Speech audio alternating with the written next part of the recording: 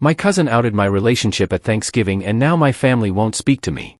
I, 26M, don't even know where to start with this mess. I'm sitting in my apartment alone on what should have been a normal Saturday, but instead I'm dealing with the complete implosion of my family relationships, all because my cousin decided to blow up my life at Thanksgiving dinner. Some background: I've been in a relationship with Jake, 28M, for about 2.5 years now. We met through mutual friends at a barbecue, and honestly, it was one of those instant connection things that you hear about but never think will happen to you. Jake is incredible. He's a pediatric nurse, volunteers at animal shelters on weekends, makes me laugh until my sides hurt, and has this way of making even the worst days feel manageable. I love him more than I've ever loved anyone. The problem is my family. I grew up in a very conservative, religious household in rural Montana. My parents are the type who still think being gay is a lifestyle choice and regularly share those awful Facebook posts about traditional values. My dad is a deacon at our church, and my mom runs the church women's auxiliary. They've made their views on LGBTQ+ people crystal clear my entire life, usually through casual comments about TV shows, news stories, or neighbors. Nothing outright hateful, but definitely the kind of constant low-level disapproval that lets you know exactly where you stand. I came out to myself in college, but I never told my family. I dated women through high school and my early 20s, partly because I was still figuring things out and partly because it was easier. When I met Jake, I knew I couldn't keep living a lie, but I also wasn't ready to potentially lose my entire family. So I've been living this double life for over 2 years, spending holidays and family events solo, making excuses about why I never bring anyone home, dodging questions about when I'm going to settle down and give them grandchildren. Jake has been incredibly patient about this. He knew from early on about my family situation, and while I know it hurt him that I wasn't ready to be open about us, he never pressured me. He'd spend holidays with his own family, who are amazing and have basically adopted me as a son-in-law already, while I went home to Montana alone. We'd text throughout the day and call when I could sneak away, but it was always this elephant in the room. My cousin Derek, 24M, lives in Seattle, about an hour from where Jake and I live. Derek and I weren't super close growing up since he's a couple years younger, but we've hung out a few times since I moved to Washington. He's always seemed pretty liberal and open-minded, definitely the black sheep of our very red family. About 6 months ago, he came to a housewarming party Jake and I threw, and while I didn't explicitly come out to him, it was pretty obvious we were together. Derek didn't seem fazed at all, made conversation with Jake, and I thought everything was cool. He never brought it up directly, and I figured he was just being respectful of the fact that I obviously wasn't ready to talk about it. Fast forward to this past Thursday, Thanksgiving.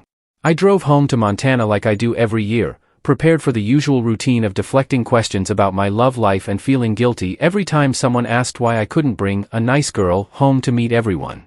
There were about 20 people there, my parents, grandparents, aunts, uncles, cousins, family friends. Derek had driven over from Seattle, which was unusual since he normally spends holidays with his mom's side of the family. Dinner started normally enough. We said grace, I faked it like always, passed around the usual dishes, caught up on everyone's lives.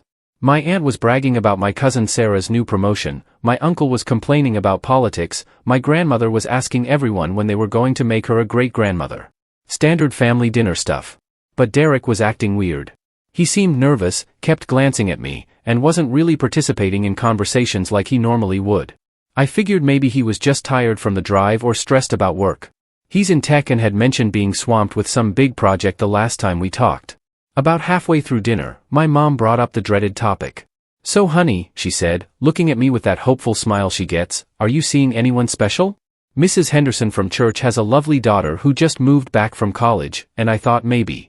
I gave my usual non-committal response about being too busy with work and not having found the right person yet. But then Derek spoke up. "Actually, Aunt Linda, he is seeing someone. Someone pretty serious, from what I can tell." My blood went cold. The whole table went quiet, and everyone was looking at me with varying degrees of surprise and interest. I tried to catch Derek's eye, but he was staring at his plate. "Oh really?" My mom's face lit up. "Why didn't you tell us? What's her name? What does she do? When do we get to meet her?"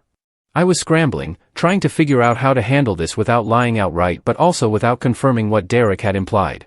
But before I could say anything, Derek spoke again. "His name is Jake. He's a nurse. They've been together for over 2 years." The silence that followed was deafening. You could have heard a pin drop. My grandmother actually dropped her fork, and it clattered against her plate. My dad's face went completely red, and my mom just stared at me with her mouth open. Derek, I said quietly, trying to keep my voice steady, what are you doing? I'm tired of watching you lie to everyone, he said, finally looking at me. His voice was shaking. I'm tired of pretending I don't know.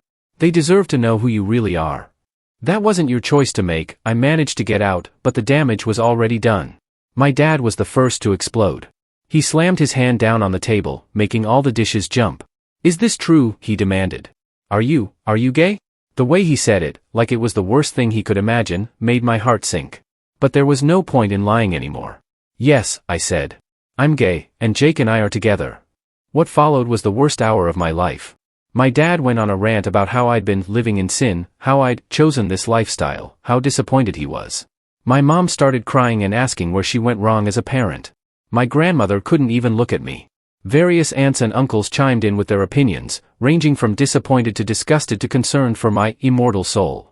The only person who tried to defend me was my youngest cousin Emma, 16F, who told everyone they were being horrible and that love is love. But she got shut down pretty quickly by her parents. Through it all, Derek just sat there looking miserable, like he was realizing what he'd done. At one point he tried to say something about how the family needed to be more accepting, but my dad told him he'd done enough. I tried to explain that Jake is an amazing person, that I'm happy, that this doesn't change who I am. But nobody wanted to hear it.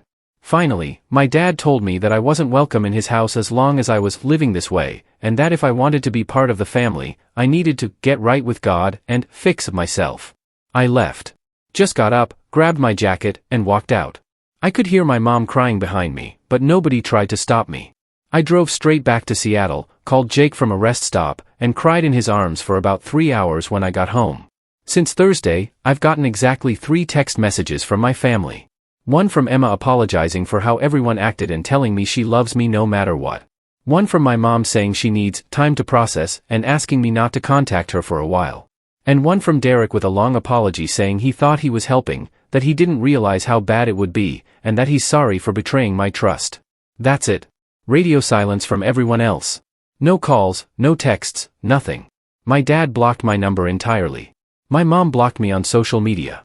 I've been completely cut off from the only family I've ever known.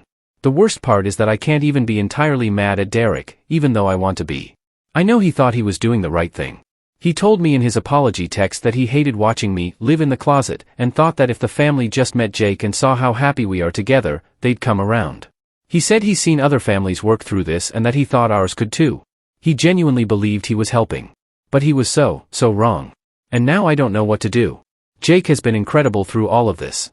He took Friday off work to be with me, brought me soup when I couldn't eat, held me while I cried, and hasn't said, "I told you so," once, even though he gently suggested I should come out on my own terms several times over the past 2 years. His family has been amazing too. His mom called to check on me, and his dad sent a text saying I'm always welcome at their house. But I feel so lost. These are the people who raised me, who taught me to ride a bike and helped me with homework and celebrated every birthday and graduation. My mom was my best friend growing up. My dad taught me to fish and took me to baseball games. My grandmother made me cookies every Sunday after church and told me stories about our family history. And now they want nothing to do with me because of who I love. I keep going back and forth between anger and heartbreak. I'm furious that they're throwing away 26 years of relationship over this. I'm furious that they can't see past their prejudices to the fact that I'm still the same person I've always been. I'm furious that Derek took this choice away from me. But I'm also just devastated. I knew this was a possibility, but I always held on to this tiny hope that maybe, if I found the right way to tell them, if I eased them into it, if they met Jake and saw how good he is for me, maybe they'd surprise me. Maybe they'd choose me over their beliefs. I was wrong. I don't know how to move forward from here. Do I keep trying to reach out? Do I give them space and hope they come around? Do I accept that this might be permanent and try to build a new life without them? Jake keeps telling me that we can build our own family with friends and chosen family, and I know he's right. His family has already started including me in everything, and I have amazing friends who support me completely. But it doesn't fill the hole left by losing the people who were supposed to love me unconditionally. I'm also struggling with what to do about Derek. Part of me understands that he thought he was helping, and I can see how watching me hide for years might have been frustrating for him. But he completely violated my trust and robbed me of the chance to come out on my own terms. The outcome might have been the same if I'd done it myself, but at least it would have been my choice. At least I could have controlled the timing and the setting and tried to prepare them first. I don't know if I can forgive him, even though I can see he feels terrible about what happened. Has anyone else been through something like this? How do you rebuild your life when your entire family rejects you? How do you move forward from this kind of betrayal, both from your family and from someone you trusted? I feel like I'm grieving the loss of my family while simultaneously trying to be grateful for the family I've found in Jake and his loved ones. It's confusing and exhausting, and I don't know how to process it all. Any advice would be appreciated. I'm seeing a therapist starting next week, but I could really use some perspective from people who might have been through similar situations. Update, posted 3 days later. I wasn't planning to update this so soon, but a lot has happened in the past few days and I needed to get it all out somewhere. Thank you to everyone who commented on my original post. Reading your stories and advice has helped more than you know. First, the good news, Emma reached out again. She called me yesterday while her parents were at work and we talked for almost 2 hours. She told me that the house has been a nightmare since Thanksgiving, with my parents and other relatives calling constantly to discuss the situation. Apparently there's been a lot of arguing between family members, with some people, mainly my dad and a couple of uncles, taking a hard line about cutting me off completely, while others, including my mom, surprisingly, are more conflicted. Emma said my mom has been crying a lot and keeps asking questions like, where did we go wrong, and how did we not know? But she also asked Emma if she thought I was happy with Jake, and when Emma said yes, my mom went quiet for a long time. Emma thinks my mom is struggling between what she believes and her love for me, which gives me a tiny bit of hope. More importantly, Emma asked if she could meet Jake. She said she wants to understand this part of my life, and that she's been doing research about LGBTQ+ issues since Thursday because she realized how little she actually knew. We're planning to drive over to visit her next weekend when her parents are out of town visiting relatives I'm apparently not welcome to see anymore, but whatever. Emma also told me something that made my blood boil. Apparently Derek has been calling family members trying to explain what he did and justify his actions. He's been telling people that I was living a lie and that it wasn't fair to Jake to keep him hidden. While those things aren't technically untrue, the fact that he's trying to make himself look like some kind of hero when he completely violated my privacy is infuriating. Speaking of Derek, he's been blowing up my phone since I posted this.